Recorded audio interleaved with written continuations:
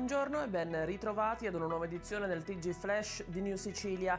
In apertura la morte di Mario Pulvirenti, l'arbitro catanese conosciuto nel calcio dilettantistico e giovanile a Palermo, stroncato da un infarto a 59 anni. Sui social si stanno moltiplicando i messaggi di cordoglio per la perdita dell'uomo. E non c'è pace lungo le strade siciliane dopo un weekend di incidenti. L'ennesimo si è verificato nel Trapanese dopo quello che ha sconvolto l'intera Mazara del Vallo e che ha coinvolto un motociclista 39enne morto sul colpo. Questa volta il sinistro si è verificato sul ponte di Xitta. Un'auto si sarebbe schiantata contro un palo di una stazione di servizio.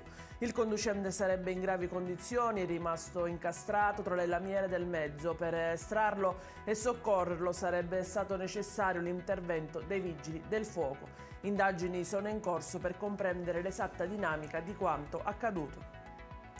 Vince il concorso per ricoprire l'incarico di funzionario al Ministero di Grazia e Giustizia, ma per errori e mancate valutazioni dei titoli era stata assegnata in Sardegna. Protagonista una palermitana di 33 anni, risultata tra i vincitori di uno dei 2.329 posti al Ministero. La donna avrebbe presentato ricorso e i giudici del Consiglio di Stato avrebbero accolto la sua domanda. La commissione esaminatrice le aveva attribuito il punteggio per lo stage formativo svolto al Tribunale di Milano. Punti che invece le avrebbero fatto scalare la classifica, consentendo di ottenere un posto in Sicilia e probabilmente ad Agrigento.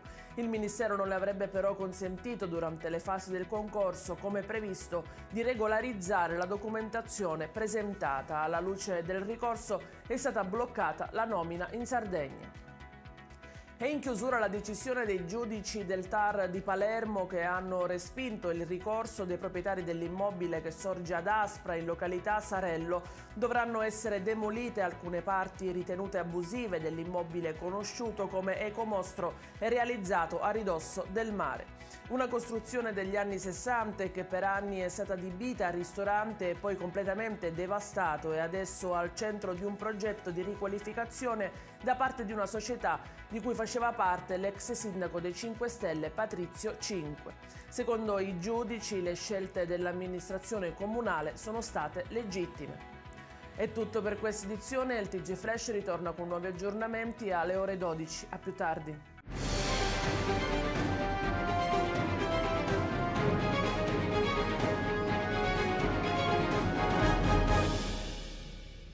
Procar, centro assistenza autorizzato BMW e Mini, adesso anche BMW Motorrad, via George Marshall 7, Mister Bianco, Catania.